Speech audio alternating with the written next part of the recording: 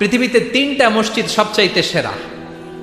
মনে রাখবেন, Islamic general knowledge, এটা ইসলামিক সাধারণ জ্ঞান। পৃথিবীতে 3টা মসজিদ সবচাইতে সেরা। বিশ্বনবী সব সময় দোয়া করতেন, ইয়া তুবা আলিশ শাম, ইয়া তুবা আলিশ শাম, শাম দেশের জন্য বরকত। আবার বিশ্বনবী বলতেন, আল্লাহুম্মা বারিক লানা ফি শামিনা, আল্লাহ আপনি আমার শাম দেশের উপরে বরকত দিয়েছে দেন। সুবহানাল্লাহ।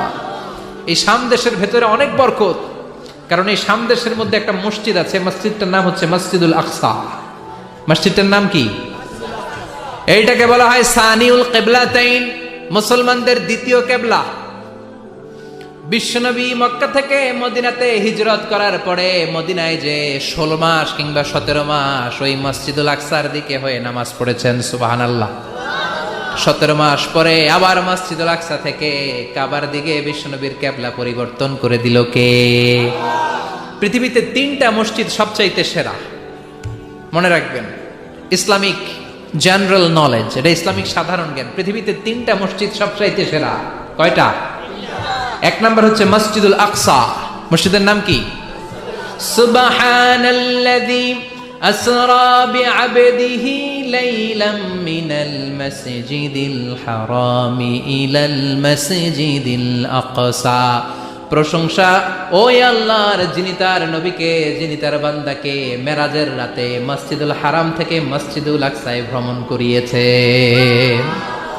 মেরাজের রাত্রিতে বিশ্বনবী ওই মসজিদটা ভ্রমণ করেছিলেন এবং বিশ্বনবী বলেছেন, খবরদার, স্পেশাল সওয়াবের নিয়তে, বিশেষ সওয়াব পাওয়া যাবে এই নিয়তে পৃথিবীর 3টা মসজিদ ছাড়া আর কোন মসজিদে সফর করা জায়েজ। তার প্রথম হলো মসজিদুল আকসা। এই মসজিদুল আকসার ভেতরে 1 রাকাত নামাজ পড়লে 500 রাকাতের সওয়াব দেয় কে? 2 নাম্বার মসজিদে নববী, বিশ্বনবীর কবর যেই মসজিদের মধ্যে রয়েছে, ওই মসজিদে 1 রাকাত নামাজ পড়লে 1000 রাকাত নামাজের সওয়াব দেয় কে? 3 নাম্বার মসজিদুল হারাম, যেই মসজিদুল হারামের মাঝখানে আল্লাহর ঘর রয়েছে, ওই ঘরে 1 রাকাত নামাজ পড়লে 1 লক্ষ রাকাতের সওয়াব আমল নামায় দিবে কে? আর যদি জামাতে পড়েন আরো 27 গুণ বেশি, তার মানে 1 রাকাতে 27 লক্ষ রাকাতের সওয়াব। সুবহানাল্লাহ কইবেন না? যাইতে মনে চায় সৌদি আরব, যাইতে মনে চায় মক্কা, যেতে মনে চায় মদিনাতে। বিশ্বনবী শুয়ে আছেন সেখানে, দেখা দাও রাসূলুল্লাহ, ধন্য করো দিদারে, আমি কেঁদে কেঁদে হই গো সারা, ধন্য করো দিদারে। 2 সাথীকে পাশে নিয়ে হায় ঘুমিয়ে আছো নিঝুম নিরালায়, আমি সইতে পারি না বিরহ জ্বালা, ধন্য করো দিদারে, ডেকে লও হাবিবাল্লাহ, ধন্য করো দিদারে। পড়েন আমিন। অসাধারণ কথামালা এই গানের, কিন্তু সামান্য একটু সমস্যা আছে। বিশ্বনবীর কাছে দিদার চাওয়া যায় না, দিদার চাইতে হবে কার কাছে? দেখা দাও মাবুদ আল্লাহ, ধন্য করো দিদারে, আমি কেঁদে কেঁদে হই গো সারা, ধন্য করো দিদারে। পড়েন আমিন।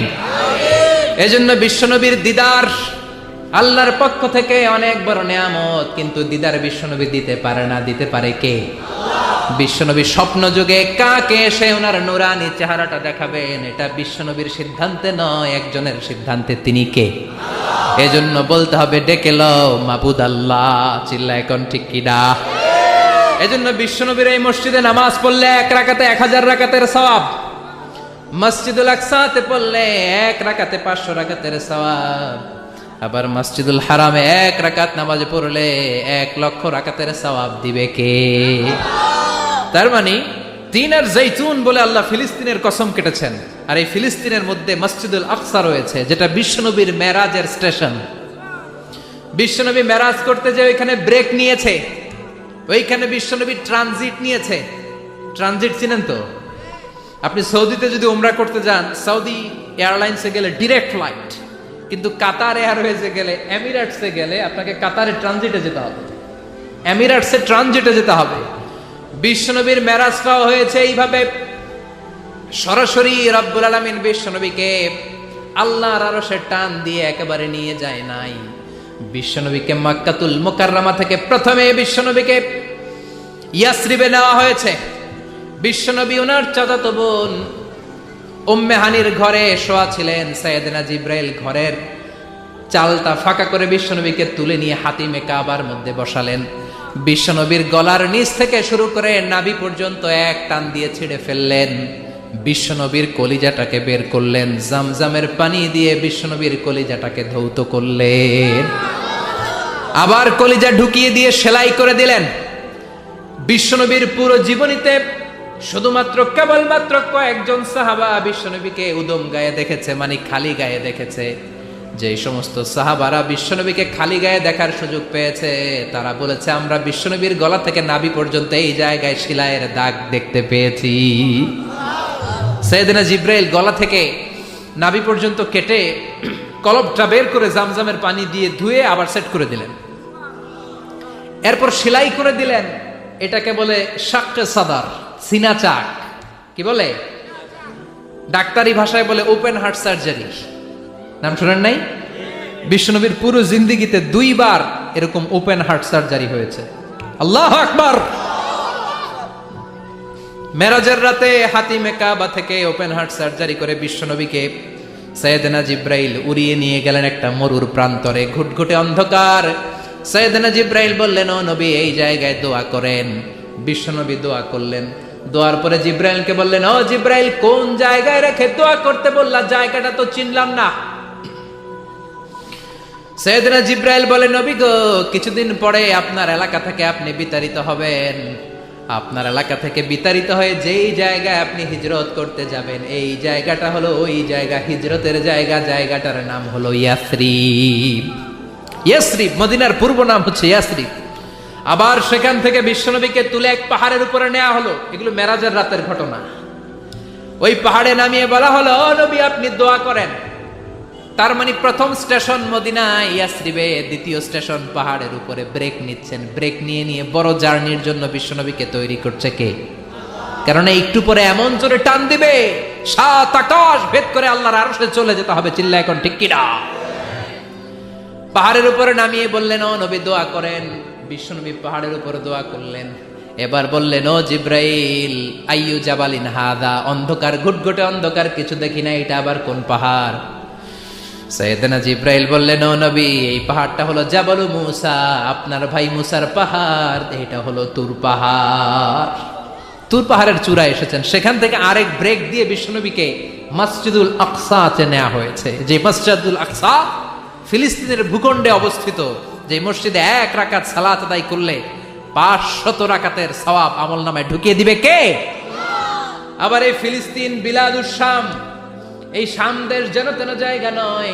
2টা বর্ণনায় পাওয়া যায় কিয়ামতের ময়দানটা হবে আরাফাতের ময়দানে। আবার আরেকটা বর্ণনায় পাওয়া যায় কিয়ামতের ময়দানটা হবে সিরিয়া, ফিলিস্তিন, এই শামের ভূখণ্ডের ময়দানে। পড়েন সুবহানাল্লাহ। সাইয়েদনা ঈসা আলাইহিস সালাম দাজ্জালকে হত্যা করার জন্য বাংলাদেশে নামবে না। দাজ্জালকে হত্যা করার জন্য সৌদি আরবেও নামবে না, মিশরেও নামবে না, ইরাকেও নামবে না, লেবাননেও নামবে না, আলজেরিয়াতেও নামবে না, তিউনিসিয়াতেও নামবে না, মরক্কোতেও নামবে না। সাইয়েদনা ঈসা আলাইহিস সালাম দাজ্জালকে হত্যা করার জন্য ফিলিস্তিনের দামেস্কের জামে মসজিদের সবচেয়ে বড় মিনারার পাশে 2 জন ফেরেশতার পাখার উপরে ভর করে জামিনে নেমে আসবেন। এই জায়গাটা অনেক গুরুত্বপূর্ণ জায়গা। আল্লাহ বলেছেন, বারাকনা হাওলা, এই পুরো এলাকাটাকে আমি বরকত দিয়ে ছেয়ে দিয়েছি। পড়েন আল্লাহু আকবার। আবার এই জায়গায় বিশাল একটা যুদ্ধ হবে। ফিলিস্তিনের একটা শহর আছে আল গৌতা। এই গৌতা শহরে মুসলমানদের কেন্দ্রবিন্দু হবে। কিয়ামতের আগ দিয়ে যা যা ঘটবে সব এই ফিলিস্তিনে ঘটবে। এই জন্য তিন আর জাইতুনের কসম কাটার মধ্য দিয়ে ফিলিস্তিনের কসম কেটেছে কে? এই ফিলিস্তিনের বাইতুল হাম, যেটাকে বলে বেথেলহাম, এই বেথেলহাম সিটিতে ঈসা আলাইহিস সালামের জন্ম। সুবহানাল্লাহ পড়েন। মনে থাকবে কোন শহরে? বেথেলহাম। বেথেলহাম শহরে ঈসা আলাইহিস সালামের জন্ম। তার মানে আল্লাহ ঈসা নবীর জন্মস্থানের কসম কাটলেন। এরপরে আল্লাহ বললেন ওয়াতুরে সিনিন, তুর পাহাড়ের কসম, সিনাই পর্বতের কসম। তুর পাহাড় হলো মিশরে, মিশর হলো মূসা আলাইহিস সালামের জন্মস্থান। আর ওয়াহাদাল বালাদিল আমিন, এই নিরাপদ শহরের কসম, মানে মক্কাতুল মুকাররমার কসম। মক্কা মুকাররমা কার জন্মস্থান? জোরে বলেন, আরো জোরে বলেন। বিশ্বনবীর জন্মস্থান। তিনজন বড় বড় পয়গাম্বর যেই তিন দেশে এসেছে, আল্লাহ তিনটা দেশের কসম কাটলেন। তিনটা বড় বড় শরীয়তের ধারক বাহক এই তিনজন নবী, উলুল আজমি মিনার রসুল। এজন্য আল্লাহ বললেন ওয়াত্তিনি ওয়াজ-যাইতুনি ওয়া তুরি সিনিনা ওয়া হাযাল বালাদিল আমিন। তিন আর জাইতুনের কসম, মানে ফিলিস্তিনের কসম। ওয়া তুরি সিনিন, তুর পাহাড়ের কসম, মিশরের সবচাইতে উঁচু পাহাড়, যেই পাহাড়ের চূড়ার উপরে উঠে সাইয়েদনা মূসা আলাইহিস সালাম সরাসরি আল্লাহর সাথে কথা বলেছেন। ওয়া কাল্লামাল্লাহু মূসা তাকলিমা, সরাসরি, without any media, without any via, সাইয়েদনা মূসা আলাইহিস সালাম আল্লাহর সাথে কথা বলতেন। পৃথিবীতে চারটা আসমানি কিতাব সবচাইতে সেরা। এক হচ্ছে তাওরাত, দ্বিতীয়ত জাবুর, তৃতীয়ত ইনজিল, চতুর্থত কোরআন। তাওরাত আল্লাহ নাজিল করেছেন সাইয়েদনা মূসা আলাইহিস সালামের উপর, জাবুর নাজিল করেছেন দাউদ আলাইহিস সালামের উপর, ইনজিল নাজিল করেছেন ঈসা আলাইহিস সালামের উপর, আর বিশ্বনবীর উপর নাজিল করেছেন কোরআন। ঠিক কিনা? এই তাওরাতকে রব্বুল আলামিন স্বয়ং নিজ হাতে লিখে কাঠের ফলকের মধ্যে, তক্তার মধ্যে লিখে সাইয়েদনা মূসা আলাইহিস সালামকে দিয়েছেন। সুবহানাল্লাহ। এটাকে আরবিতে বলে আলওয়াহ। লাউহানের প্লুরাল হচ্ছে আলওয়াহ। কাঠের তক্তার মধ্যে আল্লাহ নিজে তাওরাত লিখেছেন। কিসের মধ্যে লিখছেন? কথা বলেন, শুনতেছেন? মনোযোগ আছে? কাঠের তক্তার মধ্যে তাওরাত লিখলেন।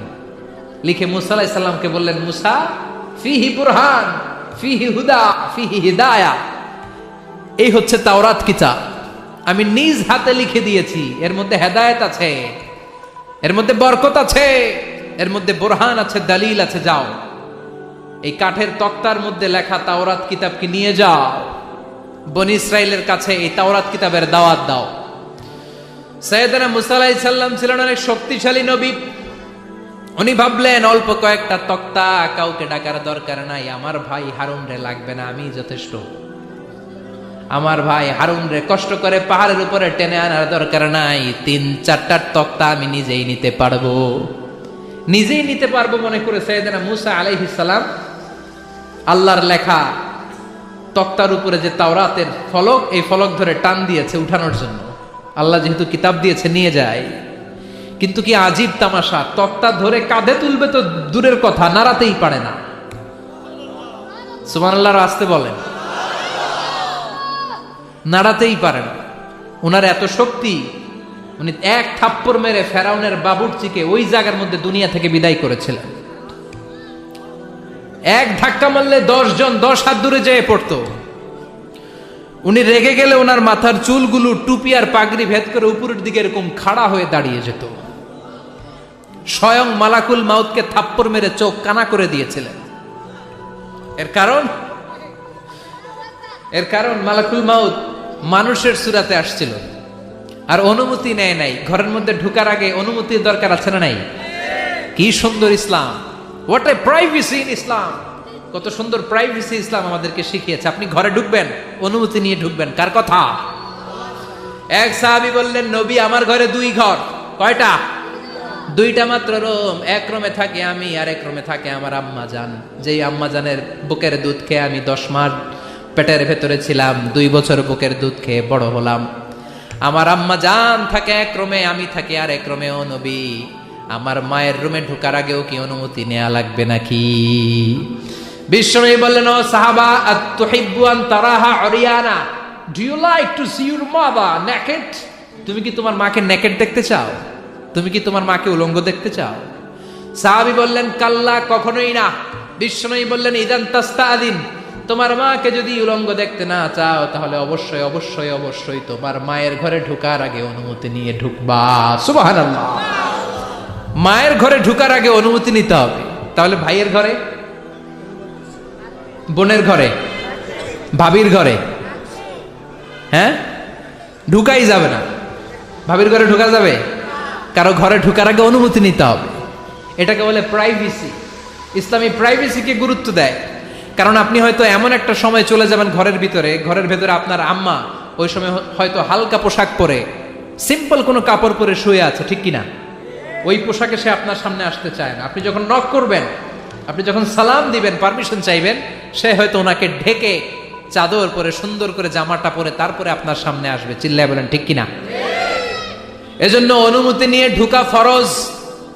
কারো ঘরে যখন যাবেন আগে সালাম দিবেন, 3 বার সালাম দিবেন। 3 বার সালাম দেওয়ার পরে যদি উত্তর না পাওয়া যায় চলে যাবেন। কার কথা মানতে রাজি আছেন তো? এগুলো মানি না, এই জন্যই ঘরে অশান্তি, ফ্যামিলিতে অশান্তি, চোখের হেফাজত নাই, নজরের হেফাজত নাই।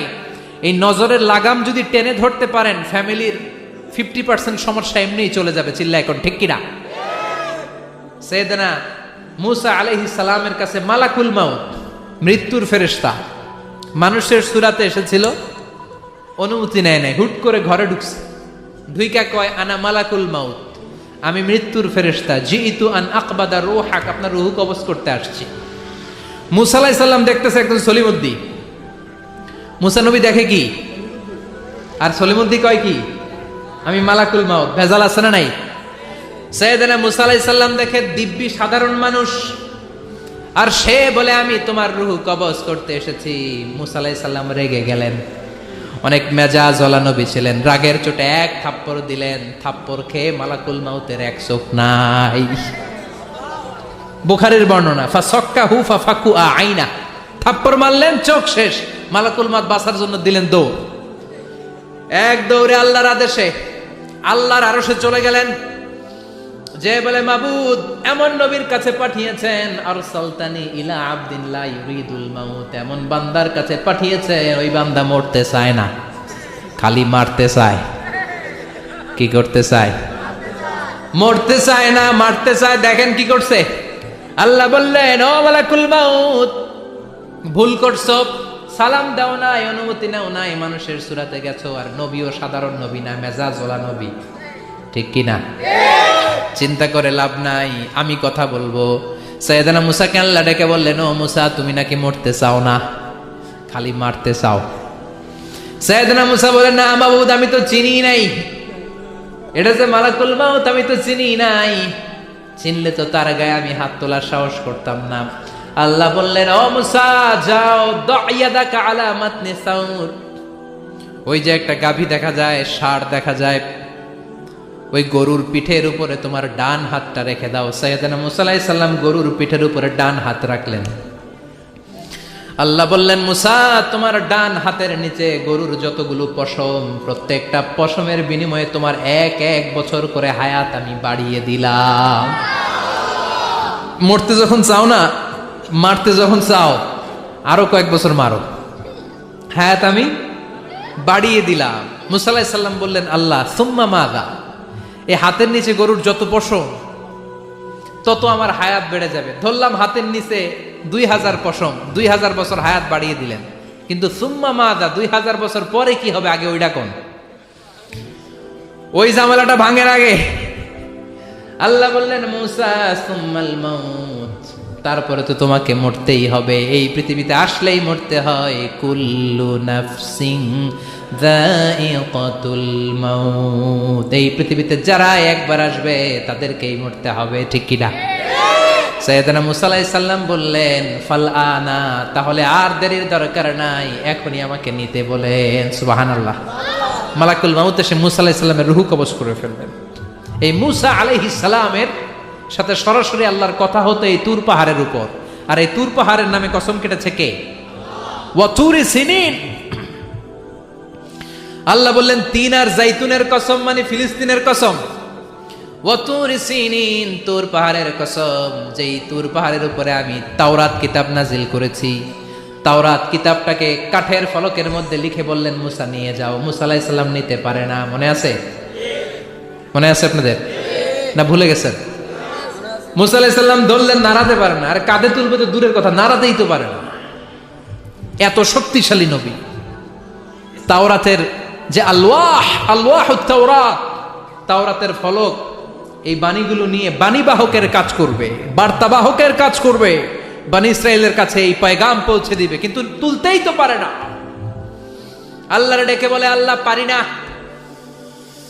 আল্লাহ বললেন ট্রাই করো, ট্রাই এগেইন, আবার চেষ্টা করো, দেখো না পারো কিনা। হাউইল সাইয়েদনা মুসা আলাইহিস সালাম ভাবলেন এই দিক দিয়ে পারি না, ওই দিক দিয়ে ধরলে মনে হয় পারবো।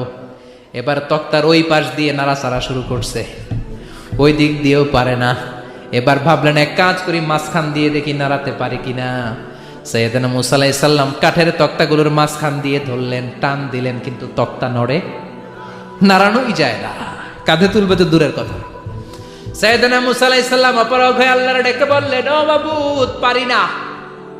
আল্লাহ আসলে চাচ্ছে মুসা যেন বলে পারি না। মুসা পারে না এটা শুনতে আল্লাহর বড় মনে চায়। সুবহানাল্লাহ কইবেন না?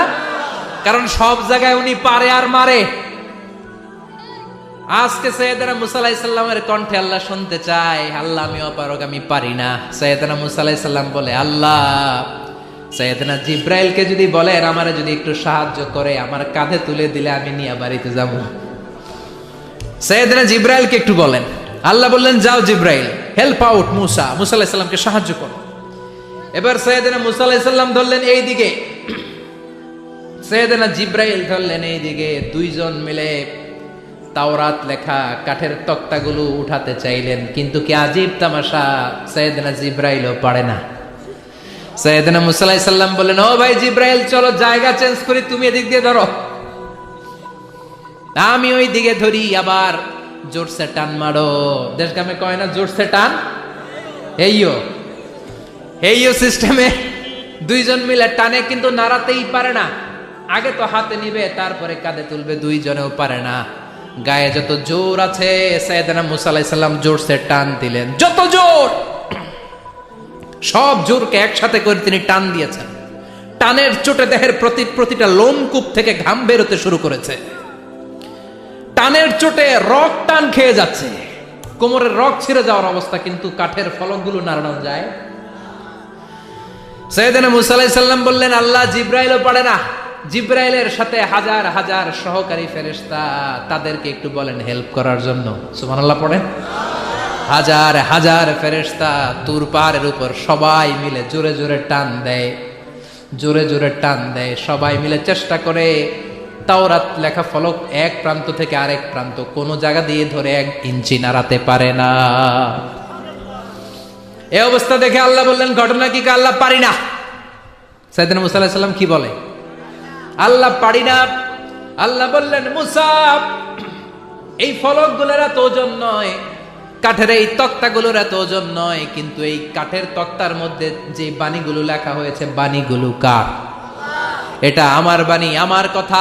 এই জিনিসটা বোঝানোর জন্য আমি এটার ওজনকে ভারী করে দিয়েছি। এবার জিব্রাইলের সহকারী ফেরেশতা লাগবে না, জিব্রাইলের সহযোগিতা লাগবে না। তোমার গায়ে আমি যেই জোর দিয়েছি, টান দিয়ে দেখো সবগুলারে কাঁধে তুলে নিতে পারবা। সাইয়েদনা মুসা আলাইহিস সালাম এবার বিসমিল্লাহ বলে সবগুলো তাওরাত লেখা কাঠের তক্তাগুলো কাঁধে নিয়ে এক দৌড়ে বাড়িতে। আল্লাহু আকবার। যেই পাহাড়ের উপর এই তক্তা টানাটানির ঘটনা ঘটেছে, পাহাড়টার নাম, এজন্য আল্লাহ বললেন ওয়াত-তিনি ওয়াজ-যাইতুনি ওয়া তুরি সিনিন ওয়া হাযাল বালাদিল আমিন। তিন আর যাইতুনের কসম, তুর পাহাড়ের কসম। আবার তুর পাহাড়ের মধ্যে নূরের তাজাল্লি দিয়েছে কে? ফালাম্মা তাজাল্লা রাব্বুহু জাআলাহু দাক্কান ওয়া খাররা মূসা সাঈকা। সাইয়েদনা মুসা আলাইহিস সালাম বললেন আল্লাহ তোমাকে দেখতে চাই। আল্লাহ বললেন দেখতে পারবে না, পাহাড়ের দিকে তাকাও, পাহাড়ের মধ্যে নূরের তাজাল্লি দেব, যদি পাহাড় টিকে যায় তাহলে দেখতে পাবা। আল্লাহ যখন তুর পাহাড়ের উপর তাজাল্লি মেরেছেন, পাহাড় ভেঙে খান খান হয়ে যায়, সাইয়েদনা মুসা আলাইহিস সালাম বেহুশ হয়ে যায়। এই বেহুশ হওয়ার ঘটনা আর পাহাড় জ্বলে ছাই হওয়ার ঘটনা যেখানে ঘটেছে, ওই পাহাড়টার নাম জোরে বলেন। ওই তুর পাহাড়ের কসম কেটেছে কে? ওয়াতুরি 2285 মিটার উঁচু, অনেক উঁচু পাহাড়।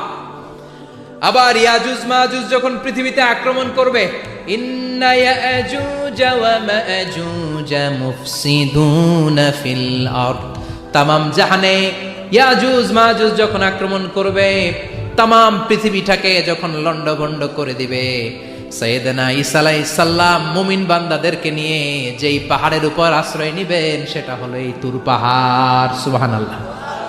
ঈসা আলাইহিস সালাম মুমিনদেরকে নিয়ে এক পাহাড়ে চলে যাবেন এই ইয়াজুজ মাজুজের অত্যাচার থেকে বাঁচার জন্য। এদেরকে ইংরেজিতে বলে গগ ম্যাগগ।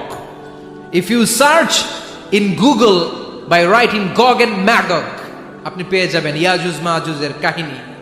হাত্তা ইযা ফুতিহাত ইয়াজুজ ওয়া মাজুজ ওয়া হুম মিন কুল্লি হাদাবিন ইয়ানসিলুন, লক্ষ লক্ষ ইয়াজুজ মাজুজের বাহিনী আসবে। এই ইয়াজুজ মাজুজের বাহিনীর অত্যাচার, অবিচার, অনাচার, জুলুম থেকে, মারামারি থেকে বাঁচার জন্য মুসলমানরা ঈসা আলাইহিস সালামের নেতৃত্বে যেই পাহাড়ের উপর আশ্রয় নিবেন, ওই পাহাড়ের নাম হলো তুর পাহাড়। ওই পাহাড়ের নাম কি? কোরআনে অনেকবার আল্লাহ তাআলা এই তুর পাহাড়ের কথা বলেছেন। আমি নিজে এই তুর পাহাড়ের চূড়ায় উঠেছি 2 বার। পাথরের পাহাড়, মাঝরাতে উঠতে হয়। এই তুর পাহাড়ের নিচে একটা গির্জা আছে, খ্রিস্টানদের প্রাচীনতম গির্জা, সেন্ট ক্যাথেরিনা গির্জা।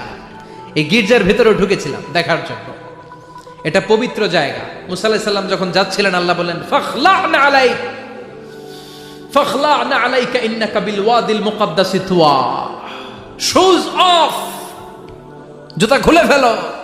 মুসা জুতা খুলে ফেলো। ইন্নাকা বিল ওয়াদিল মুকাদ্দাসি তুয়া, you are in a very holy valley, very sacred valley. একটা পবিত্র উপত্যকায় তুমি এসেছো। এর চাইতে উন্নত এবং পবিত্র উপত্যকা আমি মহাবিশ্বে কোথাও সৃষ্টি করি নাই। চিল্লায় পড়েন সুবহানাল্লাহ। মাঝরাতে এই তুর পাহাড়ে উঠতে হয়, ব্যাকপ্যাক নিয়ে যেতে হয়, সেখানে পানি টানি খাবার দাবার নিয়ে ওঠা লাগে। 3-4 ঘন্টা লাগে উঠতে, নামতে আবার 3-4 ঘন্টা। সকালে 10টা-11টার পরে আর তুর পাহাড়ে থাকা যায় না, কারণ আমাদের বাংলাদেশের পাহাড়গুলো মাটির পাহাড়, তুর পাহাড় হচ্ছে পাথরের পাহাড়। পাথরের পাহাড়ে যখন সূর্যের আলো লাগে, পাথরের পাহাড় গরম হয়ে যায়। আমরা মাঝরাতে উঠতে শুরু করলাম। আমরা যখন উঠতেছি দেখলাম খ্রিস্টিয়ান কমিউনিটির একটা গ্রুপ, তারাও উঠছে, ইহুদিদের একটা গ্রুপও উঠছে, কারণ এটা 3 ধর্মের লোকদের কাছে তীর্থস্থান।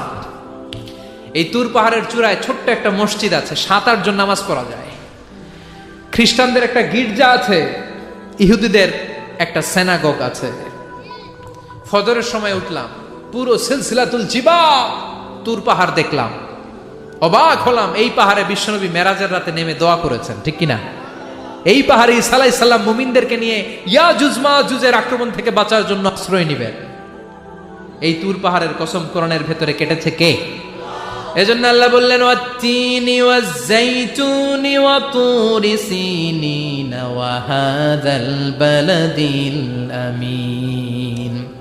তিন আর যাইতুনের কসম, ওই মিশরের তুর পাহাড়ের কসম, ওয়া হাযাল বালাদিল আমিন, এই নিরাপদ শহরের কসম। শহরটার নাম কি? কি নাম? এই নিরাপদ শহর দ্বারা আল্লাহ বুঝিয়েছে মক্কা, না ফিলিস্তিন না। ফিলিস্তিন হচ্ছে প্রথমটা, কিন্তু হাযাল বালাদিল আমিন, এই নিরাপদ শহর দিয়ে আল্লাহ বুঝিয়েছেন মক্কা শহরকে। চিৎকার করে বলবেন কোন শহর? মক্কা শহর। এই মক্কা শহরের আগের নাম বাক্কা। মক্কার আগের নাম কি? জোরে বলেন, আরো জোরে। ইন্না আউওয়ালা বাইতিন উদিআ লিন-নাসি লাল্লাযী বিবাক্কাতা মুবারাকা হুদাল লিল আলামিন। নিশ্চয়ই পৃথিবীর সর্বপ্রথম ঘর যেই শহরের মধ্যে আমি আল্লাহ স্থাপন করলাম, শহরটার নাম হলো বাক্কা শহর। কি শহর? এই বাক্কা পরে চেঞ্জ হয়েছে মক্কা। আল্লাহু আকবার। তার মানে আজকে জানলেন মক্কা শহরের আগের নাম হলো বাক্কা। আগের নাম কি? মক্কা শহরে অনেক হোটেল আছে, ওই হোটেলের নাম ফুন্দুক বাক্কা। দেখছেন? ফুন্দুক বাক্কা মানে বাক্কা হোটেল। এই বাক্কা হচ্ছে মক্কার আগের নাম, মনে থাকবে? আল্লাহ বললেন হাদাল বালাদিল আমিন, এই নিরাপদ শহরের কসম, এই শহরের চেয়ে নিরাপদ শহর পৃথিবীর মধ্যে। ইউসাউইরুকুম ফিল আরহামি কাইফা ইয়াশা লা ইলাহা ইল্লা হুয়াল আজিজুল হাকিম। তিনি হলেন এমন সত্তা যিনি মায়ের পেটে থাকা অবস্থায় তোমাদের চেহারার ডিজাইন করে দিয়েছে। চিল্লায়া বলেন সুবহানাল্লাহ। তাহলে 4টা কসম কেটে আল্লাহ যে দামি কথাটা বললেন, লাকাদ খালাকনাল ইনসানা ফি আহসানি তাকওয়িম, সুন্দর আকৃতিতে তৈরি করেছি। এজন্য সুন্দর চেহারাটা নিয়ে যখন আয়নার সামনে দাঁড়াবেন, তখন আপনি আয়নার দোয়া পড়বেন আল্লাহুম্মা হাসসানতা খালকি ফাহসিন খুলুকি। বিশ্বনবীর চেহারা সুন্দর বেশি না কম? জোরে বলেন। চাঁদের চেয়ে সুন্দর তুমি নবী আমার কামলিওয়ালা, চাঁদের চেয়ে সুন্দর তুমি নবী আমার কামলিওয়ালা। দু জাহানের বাদশা তুমি প্যারা নবী সাল্লে আলা, দু জাহানের বাদশা তুমি প্যারা নবী সাল্লে আলা। চাঁদের চেয়ে সুন্দর তুমি নবী আমার কামলিওয়ালা। সুবহানাল্লাহ। বিশ্বনবীর চেহারাটা বড় সুন্দর ছিল। এত সুন্দর চেহারার মানুষ পৃথিবীতে দ্বিতীয়টা নাই। ওই চেহারা নিয়ে বিশ্বনবী আয়নার সামনে যখন দাঁড়াতেন, উনি বলতেন আল্লাহুম্মা হাসসানতা খালকি ফাহসিন খুলুকি। এর মানে হলো, আল্লাহ আমার চেহারাটা আপনি যেমন সুন্দর করেছেন, আমার চরিত্রটাও সুন্দর করে দিয়ে। দিস ইজ দ্য অ্যাটিটিউড, এটাকে বলা হয় attitude. What a marvellous amazing attitude he belongs. বিশ্বনবীর কি সুন্দর অ্যাটিটিউড ছিল। সুন্দর চেহারা নিয়ে আয়নার সামনে দাঁড়িয়ে তিনি বলতেন, আল্লাহ আমার চেহারাটা যেমনি সুন্দর করেছো, আমার চরিত্রটাকেও সুন্দর করে দাও। আমার বাহিরটা যেমন সুন্দর, আল্লাহ আমার ভেতরটারেও সুন্দর করে দিও। পড়েন আমিন। এই আয়নার দোয়া পারেন তো? আয়নার সামনে দাঁড়ায় এই দোয়া পড়েন তো? নাকি বলেন আয়না বসাইয়া দিও কলবের ভিতর? এগুলো বলবেন? পড়েন আল্লাহুম্মা হাসসানতা খালকি ফাহসিন খুলুকি, আল্লাহুম্মা হাসসানতা খালকি ফাহসিন খুলুকি। হে আল্লাহ, সবাই বলেন হে আল্লাহ, তুমি আমার চেহারাটা সুন্দর করেছো, তুমি আমার চরিত্রটাও সুন্দর করে দিও। আমিন। আর জোরে পড়েন আমিন। এই জন্য নিজে যখন আয়নার সামনে দাঁড়াবেন এটা বলবেন, আপনার স্ত্রী যখন আয়নার সামনে দাঁড়ায় তখন এইটা বলবেন, আপনার বাচ্চা যখন আয়নার সামনে দাঁড়ায় তখন এই দোয়া পড়বেন। রাজি আছেন তো? আয়নার সামনে দাঁড়িয়ে আমরা বলবো হাসসানতা খালকি, আল্লাহ তুমি আমার চেহারাটা সুন্দর করেছো। আমরা সবাই সুন্দর, আমরা সবাই সুন্দর। যার কালার কালো, কালো চামড়ার লোক, তার মধ্যে একটা সৌন্দর্য আছে না নাই? আল্লাহ বললেন এই কালো আর ধলো এগুলো তো বাইরে। ওয়াখতিলাফু আলওয়ানিকুম ওয়া আলসিনাতিকুম, তোমাদের গায়ের রঙের ভিন্নতা, ভাষার ভিন্নতা, এগুলো আল্লাহর মিরাকেল। একজন সাদা, একজন কালো, একজন ধূসর বর্ণের, এক একজনের চেহারার সাথে আরেকজনের চেহারার মিল নাই। সুবহানাল্লাহ। এটাই সৌন্দর্য। এজন্য আল্লাহ বললেন লাকাদ খালাকনাল ইনসানা ফি আহসানি তাকওয়িম, আমি গোটা মানব জাতিকে চমৎকার একটা স্টাইল দিয়ে তৈরি করেছি। এই স্টাইলের সাথে পৃথিবীর কোনো প্রাণীর কোনো মিল থাকে না। সুবহানাল্লাহ। কি অসাধারণ আমাদের কাঠামো। আপনি যদি হিউম্যান ব্রেইন নিয়ে চিন্তা করেন, আমাদের ব্রেইনের ক্যাপাসিটি কিন্তু অনেক বেশি। এই পৃথিবীতে সবচাইতে পাওয়ারফুল যে কম্পিউটার আবিষ্কার করা হয়েছে এটার নাম Cray one super computer. United States of আমেরিকাতে যারা মিলিটারি বেসে জব করে, তাদের ম্যাথমেটিক্যাল ইকুয়েশন ড্র করার জন্য, সলিউশন করার জন্য এই ক্রে-1 সুপার কম্পিউটার তারা ইউজ করে। বিজ্ঞানীরা হিউম্যান ব্রেইনের ক্যাপাসিটির সাথে ওই ক্রে-1 সুপার কম্পিউটারের তুলনা করেছে। তারা তুলনা করে দেখেছে ক্রে-1 সুপার কম্পিউটারের চেয়েও আমাদের ব্রেইন শতগুণ বেশি শক্তিশালী। আমাদের হেয়ারিং সিস্টেম নিয়ে যদি আপনি গবেষণা করেন অবাক হয়ে যাবেন। এই যে কানের মধ্যে এখানে পেঁচানো দেখা যায়, এটা কি আল্লাহ এমনি এমনি দিছে? মা খালাকতা হাদা বাতিলা, এমনি এমনি আল্লাহ কিচ্ছু দেয় নাই। এই পেঁচানো ডিজাইন না থাকলে আপনি শুনতে পেতেন না। আপনার কান দুইটা যদি কেটে কান কাটা রমজান করে দেয়, আপনি কোনো আওয়াজ শুনতে পাবেন না। এই কানের ডিজাইনগুলো, এই আঁকাবাঁকা পথগুলো আল্লাহ তাআলা দিয়েছে ইথারে ভেসে আসা সাউন্ডগুলোকে ইলেকট্রিক্যাল সিগন্যালের মাধ্যমে ভেতরে ঢুকানোর জন্য কানের তিনটা পার্ট থাকে, একটা হচ্ছে আউটার এয়ার, একটা হচ্ছে মিডল এয়ার, তারপরে হচ্ছে ইনার এয়ার, মাঝখানে এয়ার ড্রাম থাকে। এই আউটার এয়ার থেকে, মিডল এয়ার থেকে, তারপরে ইনার এয়ারে ইলেকট্রিক্যাল সিগন্যাল দিয়ে বাতাসে ভেসে আসা এই সাউন্ডের ওয়েভগুলো, এই তরঙ্গগুলোকে ইলেকট্রিক্যাল সিগন্যাল দিয়ে ট্রান্সমিট করে ব্রেইনের হেয়ারিং নার্ভের কাছে পাঠিয়ে দেয়। এই সূক্ষ্ম কাজগুলো হতে আসলে অনেক সময় লাগে, কিন্তু 1 সেকেন্ডের মধ্যে আমি বলছি আর আপনারা সেকেন্ডে শুনছেন। চিল্লা এখন সুবহানাল্লাহ। আবার কান যেখানে রাখা দরকার আল্লাহ ওইখানে রাখলেন, চোখ দুইটা যেখানে দেয়া দরকার ওইখানে দিলেন, নাক যেখানে দেয়া দরকার ওইখানে, মুখ যেখানে দেয়া দরকার। এর চেয়ে সুন্দর করে কি আর তৈরি করা যেত? নাক এইখানে না রেখে অন্য জায়গায় সেট করলে কি বেশি সুবিধা হতো? নাক যদি পেছনে থাকতো, খাওয়ার সময় খাবারটা বাসি না ভালো এটা ঘ্রাণ নেয়ার জন্য সব সময় খাবার পেছনে নিয়ে ধরা লাগতো, ঠিক কিনা? তার মানে নাক এই জায়গায় রাখাতে সুবিধা হয়েছে না? সুবহানাল্লাহ কইবেন না? কি সুন্দর মুখটা দিলেন, হ্যাঁ, কি সুন্দর চোখ দিলেন। এই কান দিয়ে আমরা শুনি, দেখেন কানের সেটিংটা কত সুন্দর। ধরেন ফর এন এক্সাম্পল, উদাহরণস্বরূপ, এই কানটা আল্লাহ এইখানে না রেখে এই কান যদি আপনার এই বাম বগলের ভিতরে দিত, আর এই কান যদি আপনার এই বগলের নিচে দিত, তাহলে আজকে মিজানুর রহমান আজহারের ওয়াজ শোনার জন্য সবার এইভাবে বসে থাকা লাগতো 1.5 ঘন্টা। কারণ এইভাবে এখন যেভাবে আছেন এইভাবে বসে থাকলে তো কান চাপা পড়ে যেত, কথা একটাও শোনা যেত না। সুবহানাল্লাহ কইবেন না? চোখের সেটিংটা কত সুন্দর। চোখ এইখানে না রেখে যদি মাত্র 2 ইঞ্চি উপরে এইখানে দিত, সেজদা দিতে পারতেন। শীতকালে যে ফুটবল খেলেন, হেড দিতে পারতেন। হেড দিতে গেলে বল চোখের মধ্যে লাগা, চোখ শেষ। সুবহানাল্লাহ পড়েন। কি অসাধারণ অবকাঠামো! এই হিউম্যান অ্যানাটমি নিয়ে গবেষণা করলে মানুষ অবাক হয়ে যায়। দেহের ভেতরে কি সমস্ত যন্ত্রপাতি দিলেন, কিডনি দিলেন, গল ব্লাডার দিলেন, হার্ট দিলেন, লাং দিলেন। যেখানে যে অঙ্গটা রেখে দেওয়া দরকার ঠিক সেইভাবে মায়ের পেটে থাকতেই আমাদের ডিজাইন দিয়েছে কে? এতগুলো ডিজাইনের মালিক কে? 600 কোটি মানুষ যদি পৃথিবীতে থেকে থাকে তাহলে 600 কোটি ডিজাইন লাগছে না ওনার? আরো কয়শো কোটি আসবে আমরা জানি। কয়শো কোটি ডিজাইন চলে গেছে জানি। একটা ডিজাইনের সাথে আরেকটা ডিজাইনের মিল আছে? চিৎকার করে বলেন এই কারিগরটা কে? এজন্য আল্লাহ বলেন 4টা জিনিসের কসম কেটে তোমাদেরকে আমি যেটা বলবো শোনো। লাকাদ খালাকনাল ইনসানা ফি আহসানি তাকওয়িম। আমি মানুষের আকৃতিটা, মানুষের চেহারাটা বড্ড সুন্দর করে তৈরি করেছি। এত সুন্দর করে আল্লাহ তৈরি করেছেন, এর কোনো বাতিল নাই, কোনো বিকল্প নাই। চোখ যেমন হওয়া দরকার ঠিক তেমন। এই চোখ নিয়ে কত গবেষণা হয়েছে শুনলে অবাক হয়ে যাবেন। মাত্র 2 মিলিমিটার ডাইমেনশন ছোট্ট আমাদের চোখ। এই চোখ দিয়ে আমরা অনেক কিছু দেখি। কাছের জিনিস যেমনি দেখি, দূরের জিনিসও দেখি। দূরের চাঁদ দেখি, দূরের সূর্য দেখি, দূরের মেঘমালা দেখি, ওই বিমানটাকে দেখি, আবার কাছের ছোট্ট মানুষটাকেও দেখি, ঠিক কিনা? এটার ভেতরে আল্লাহ অনেক পাওয়ারফুল মেগাপিক্সেল দিয়েছেন।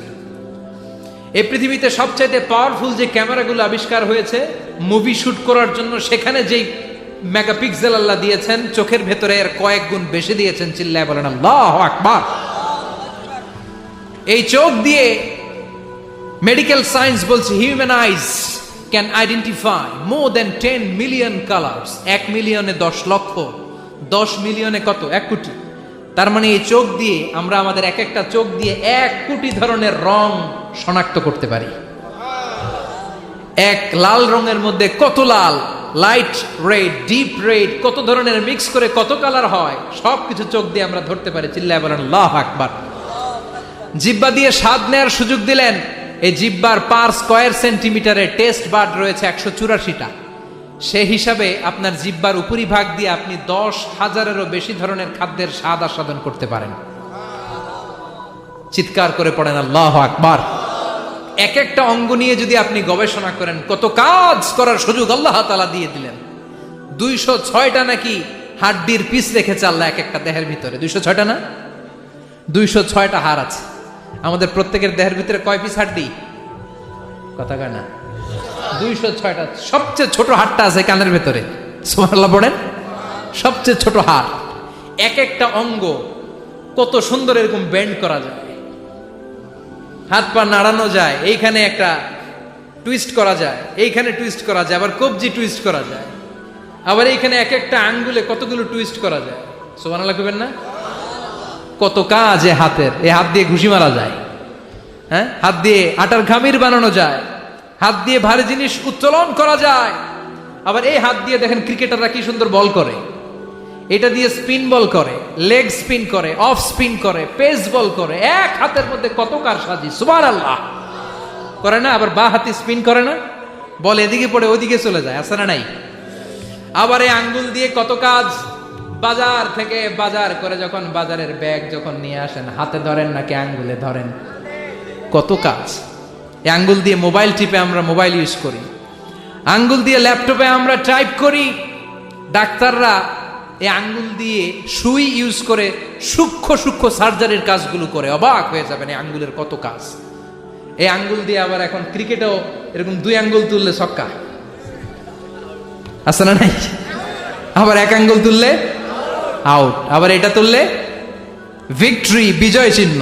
দেখবেন যত নেতা খেতা করে পুলিশে ধরে এটা দেখায়, আছে না নাই? এইভাবে কত ধরনের নমুনা আমরা ইউজ করি, কতভাবে হাতগুলোকে ইউজ করি, কতভাবে পা গুলোকে ইউজ করি। দেহের এই সৌন্দর্য আমাদের দান করেছে কে? লাকাদ খালাকনাল ইনসানা ফি আহসানি তাকওয়িম। আমি মানুষকে সব চাইতে সুন্দর আকৃতিতে তৈরি করেছি। সুবহানাল্লাহ পড়েন, চিল্লায় পড়েন আল্লাহু আকবার। আল্লাহ বললেন মানুষ সব চাইতে সেরা, মানুষ হলেন সব চাইতে সেরা। মানুষ যখন সেরা হয়, মানুষের চাইতে সেরা কেউ হয় না। আবার মানুষ যদি নিকৃষ্ট হয়ে যায়, মানুষের চাইতে নিকৃষ্ট কেউ হতে পারে না, ঠিক কি না? আল্লাহ বললেন মানুষের আকৃতি আমি বড্ড চমৎকার করে বানালাম। সবচেয়ে সুন্দর আকৃতি মানুষের। সবচেয়ে সুন্দর আকৃতি কার? জোরে বলেন। সবচেয়ে বেশি মর্যাদা কার? আশরাফুল মাখলুকাত কে? আশরাফুল মাখলুকাত কে? চিল্লায়া বলেন। নাকি হাতি? রয়্যাল বেঙ্গল টাইগার শক্তিশালী না? এটা এটা তো মানুষ খেয়ে ফেলায়, তো এটাই না আশরাফুল মাখলুকাত হওয়া দরকার? হাতি সবচেয়ে শক্তিশালী না? তো এটাই না আশরাফুল মাখলুকাত হওয়া দরকার? এগুলো কোনটাই আশরাফুল মাখলুকাত নয়। আশরাফুল মাখলুকাত হচ্ছে মানুষ। আশরাফুল মাখলুকাত কি? চিল্লায় বলেন আশরাফুল মাখলুকাত কে? এজন্য আল্লাহ বললেন লাকাদ খালাকনাল ইনসানা ফি আহসানি তাকওয়িম। আমি মানুষকে চমৎকার আকৃতি দিয়ে তৈরি করেছি। সুম্মা রাদাদনাহু আসফালা সাফিলিন। আবার মানুষকে আমি একেবারে নিম্নগামী করেছি।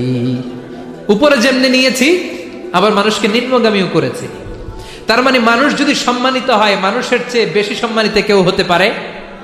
মানুষ যদি সম্মানিত হয়, মানুষের চেয়ে সম্মানিত হওয়ার সুযোগ কারো আছে? দলিল কি? দলিল হচ্ছে বিশ্বনবী যখন মেরাজে যাচ্ছিলেন, একটা সার্টেন লেভেল, যে একটা নির্দিষ্ট জায়গায়, যে সাইয়েদনা জিব্রাইল বললেন ইয়া রাসূলুল্লাহ আমি আর উপরে যেতে পারবো না, আমার খেলা এই জায়গায় শেষ, নবী আপনার খেলা এখন শুরু। সুবহানাল্লাহ। ও নবী, এই জায়গার নাম সিদরাতুল মুনতাহা, এটা সীমান্ত বৃক্ষ, এটা হচ্ছে বর্ডার এরিয়া। কি এরিয়া? এটা হলো বর্ডার এরিয়া, এখানেই আমার খেলা শেষ। আজীবন আমি এই জায়গায় এসে কান পেতে আল্লাহর অর্ডার শুনেছি, আর ওই অর্ডার তামিল করার জন্য দুনিয়াতে নেমেছি। আমি জিব্রাইলের উপরে যদি 1 ইঞ্চি উপরে ওঠার চেষ্টা করি, আমার শত শত পাখাগুলোকে জ্বালিয়ে ছাই করে দিবে কে? সাইয়েদনা জিব্রাইল আর উপরে যেতে পারে নাই। যেখানে সাইয়েদনা জিব্রাইলের খেলা শেষ, ওইখানে বিশ্বনবীর খেলা শুরু হয়েছিল। কোন সুবহানাল্লাহ। তার মানে মানুষ যখন উপরে ওঠে, এত উপরে উঠে যায়, ফেরেশতাদেরকেও হার মানিয়ে ফেরেশতাদের উপরে চলে যায়। আবার মানুষ যখন নিচে নামতে শুরু করে, শয়তানকেও হার মানিয়ে নিচে চলে যায়, ঠিক কি না? তার মানে হাইয়ার হলে সব দিক দিয়ে হাইয়ার। হাইয়েস্ট তো অল ক্রাইটেরিয়াতে সে হাইয়েস্ট, লোয়েস্ট তো অল ক্রাইটেরিয়াতে সে লোয়েস্ট। মানুষ ভালো হলে এর চেয়ে ভালো আর হয় না, মানুষ খারাপ হলে তার চাইতে খারাপ আর হয় না। এজন্য আল্লাহ বললেন সুম্মা রাদাদনাহু আসফালা সাফিলিন। মানুষকে যেমনি আমি সুন্দর আকৃতি দিয়ে তৈরি করেছি, আবার ওই মানুষকে আমি আল্লাহ নিম্নগামী করেছি, যেটা উপরে ওঠে ওইটা আবার নিচেও নামা লাগে, ঠিক কিনা? কোন কোন তাফসীরে মুফাসসিরিনে ইকরাম বলেছেন আসফালা সাফিলিন দিয়ে বার্ধক্যকে বোঝানো হয়েছে। যৌবনে মানুষের চেহারার সৌন্দর্য বেড়ে যায়। যৌবন যখন ঠিকরে পড়ে, একজন তাগড়া যুবক, তার চেহারার মধ্যে যে সৌন্দর্য, ওই ছেলেটাই যখন বুড়ো হয়ে যায় তার চেহারার দিকে কেউ তাকাতে চায় না। রং ধরা যৌবন জং ধরে নাই, জং ধরে শেষ, ঠিক কিনা? আবার কোন কোন মুফাসসির বলেছে না, এটা নৈতিক অধপতন। সুম্মা রাদাদনাহু আসফালা সাফিলিন, মানুষ যখন নিম্নগামী হয় সবচেয়ে খারাপ হয়ে যায়। এই মানুষের মধ্যে যখন নেফাকি দেখা দেয়, মানুষ যখন মুনাফিক হয়ে যায় সবচেয়ে খারাপ হয়ে যায়। মুনাফিকের চরিত্র যখন একজন মানুষের মধ্যে সে ধারণ করে, নিচে যেতে যেতে এত নিচে সে চলে যায়, শয়তান দেখে অবাক হয়ে যায়। শয়তান দেখে মনে মনে কয়, এইটাই যদি দুনিয়ায় আইবো, আমারে আল্লাহ বানাইছে কেন? কথা বুঝতে পারছেন? মানুষ এত নিচে যায়, শয়তান অবাক হয়ে বলে, এইটাই যদি দুনিয়াতে থাকবে তো আমি তৈরি হইলাম কেন? আমি শয়তান হইলাম কেন? এজন্য মানুষ ভালো হলে সবচেয়ে ভালো, খারাপ হলে সবচাইতে খারাপ। তার কারণটা কি? মানুষ যখন খারাপ হয় পশুর চাইতেও খারাপ হয়ে যায়। জোরে বলেন ঠিক কিনা? আমরা বলি না তুই পশুর চাইতেও অধম। মানবিকতা হারিয়ে যখন মানুষ অন্যায় কাজ করে তখন আমরা বলি তুই পশুর চাইতেও অধম, ঠিক কিনা? এজন্য বলা হয় জনসংখ্যা বাড়ছে, মানুষ বাড়ছে না। বাড়ছে জনসংখ্যা, বাড়ছে কি মানুষ? বাড়ছে নাকি? মানুষ নাই। এই দুনিয়া এখন তো আর সেই দুনিয়া নাই, মানুষ নামের মানুষ আছে, দুনিয়া বোঝায়, সেই মানুষের ভিড়ে আমার আসল মানুষ নাই। এই দুনিয়া এখন তো আর সেই দুনিয়া নাই, মানুষ নামের মানুষ আছে, দুনিয়া বোঝায়, সেই মানুষের ভিড়ে আমার আসল মানুষ নাই। আসল মানুষের বড় অভাব। এজন্য বাড়ছে জনসংখ্যা, মানুষ বাড়ছে না। মানুষ যখন খারাপ হয়ে যায় পশুকেও হার মানায়। আল্লাহ বলে উলাইকা কাল আনআম বাল হুম আদাল উলাইকা হুমুল গাফিলুন। কারণ একটা সিংহ কখনো আর একটা সিংহকে মারে না। খেয়াল করে বুঝেন, সিংহ কোনোদিন সিংহ মারে নাকি? বাঘ বাঘ মারে নাকি? হাতি কোনোদিন হাতি মারে নাকি? কিন্তু মানুষ মানুষকে মারে, ঠিক কিনা? আওয়াজ করে উত্তর দেন, একটা বাঘ আর একটা বাঘকে 8 টুকরা 10 টুকরা করে নাকি? একটা হাতি আর একটা হাতিকে কোনোদিন 20 টুকরা 14 টুকরা করে নাকি?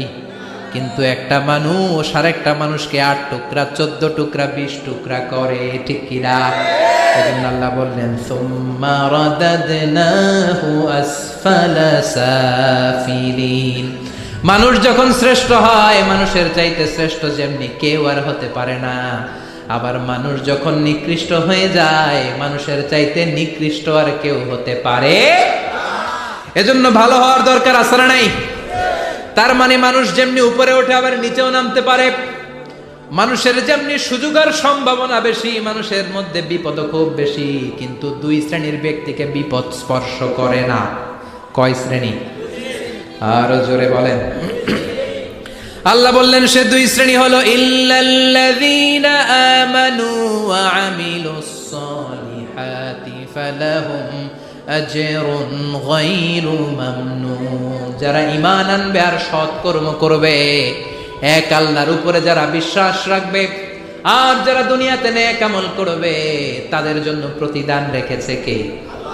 তাদেরকে জান্নাত দেওয়ার জন্য প্রস্তুত হয়ে আছে আল্লাহ। জোরে কোন ঠিক কিনা?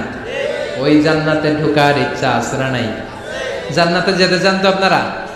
যেতে চান না কারা কারা? হাত তোলেন তো। জান্নাতে যেতে রাজি আছেন? রাজি আছেন সবাই? আল্লাহ এই দুনিয়াতে তুমি যেমনি আমাদেরকে একত্রিত করলা, জান্নাতের ময়দানেও তুমি আমাদেরকে একত্রিত করে দিও, পড়ে না আমিন। জান্নাতেও যেন আমরা এভাবে বসে বসে তাফসীরুল কোরআনের ময়দানে থাকতে পারি, তুমি তৌফিক দাও, চিল্লায় পড়ে না আমিন। এজন্য আল্লাহ বললেন বিপদ মুক্ত হতে চাইলে দুইটা কাজ করতে হবে। এক হলো ইল্লাল্লাযীনা আমানু, ঈমান আনতে হবে কার উপরে? জোরে বলেন কার উপরে? ঈমানের পথে অবিচল থেকে আমার মরণ যেন হয়, তোমারই কাছে মিনতি আমার, তোমারই কাছে মিনতি আমার, মহামহিম দয়াময়, ঈমানের পথে অবিচল থেকে আমার মরণ যেন হয়। পড়েন আমিন। আর জোরে আমিন। এজন্য আল্লাহ বললেন প্রথম শর্ত হলো ঈমান আনতে হবে। ওই ঈমানের মধ্যে শিরকের মিশ্রণ থাকতে পারবে না। শিরক ছাড়া পাক্কা মুমিন হয়ে যদি আমার দরবারে আসো, জান্নাতুল ফেরদাউসের দরজা তোমার জন্য খুলে দিবে কে? দুই নম্বরে ওয়া আমিলুস সলিহাত, নেক আমল যদি করতে পারো, ঈমান আর নেক আমল এই দুইটার গ্যারান্টি যদি দিতে পারো, জান্নাতের গ্যারান্টি দিবে কে? এরপর আল্লাহ বললেন ফামা ইউকাযযিবুকা বা'দু বিদ্দীনি আলাইসাল্লাহু বিআহকামিল হাকিমিন। এত সুন্দর সুন্দর চারটা কসম দিয়ে ওয়াজ নসিহত করার পরে ও নবী, কারা আখিরাতকে অস্বীকার করে, কারা জান্নাত এবং জাহান্নামকে অস্বীকার করে? ও নবী, আমি আল্লাহ কি শ্রেষ্ঠতম বিচারক নই? আলাইসাল্লাহু বিআহকামিল হাকিমিন। আল্লাহ এখানে আপনাদেরকে প্রশ্ন করেছে, কি করেছে? কথা বলেন, কি করেছে? He put a question to the audience. Allah just put a question to the listener. শ্রোতাদের কাছে আল্লাহ একটা প্রশ্ন রেখে দিয়েছে। 8টা আয়াতের সূরাতুত তিন যখন আপনি পড়ে শেষ করলেন, আল্লাহ একটা প্রশ্ন দিয়ে শেষ করবেন। আল্লাহ বললেন আলাইসাল্লাহু বিআহকামিল হাকিমিন, আমি আল্লাহ কি শ্রেষ্ঠ বিচারক নই? আল্লাহ কি শ্রেষ্ঠ বিচারক নন? আমরা বললাম বালা, অবশ্যই আল্লাহ আপনি শ্রেষ্ঠ বিচারক। আবু দাউদের বর্ণনা, বিশ্বনবী বলেন কেউ যদি সূরাতুত তিন পড়া শুরু করে, পড়তে পড়তে পড়তে পড়তে শেষ আয়াতে যখন চলে আসে, সে যখন পড়ে আলাইসাল্লাহু বিআহকামিল হাকিমিন, এর মানে হলো আমি আল্লাহ কি শ্রেষ্ঠ বিচারক নই? আমি আল্লাহ কি আহকামুল হাকিমিন নই? সূরাতুত তিনের শেষ আয়াতে যখন কেউ পৌঁছে যায়, সেজন্য আল্লাহর প্রশ্নের জবাব দিয়ে তারপরে সূরাটা শেষ করে। সেজন্য বলে বালা ওয়া আনা আলা যালিকা মিনাশ শাহিদিন, ও আল্লাহ আমি সাক্ষ্য দিলাম অবশ্যই আপনি আহকামুল হাকিমিন, আপনি শ্রেষ্ঠ বিচারক। কারণ আল্লাহর চাইতে শ্রেষ্ঠ বিচারক আর কেউ আছে নাকি? সব বিচারকের বড় বিচারক কে? সবচেয়ে বড় বিচারপতির নাম কি? দুনিয়ার বিচারপতিদের বিচার করবেন যেই বিচারপতি, ওই বিচারপতির নাম কি?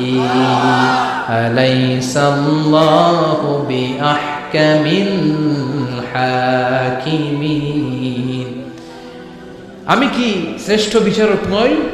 আল্লাহর প্রশ্ন। Of course you are the জাজ অফ অল জাজেস, আল্লাহ হচ্ছে সব বিচারকের শ্রেষ্ঠ বিচারক। কারণ আল্লাহর বিচারে কোনো দুই নাম্বারই নাই, আছে নাকি?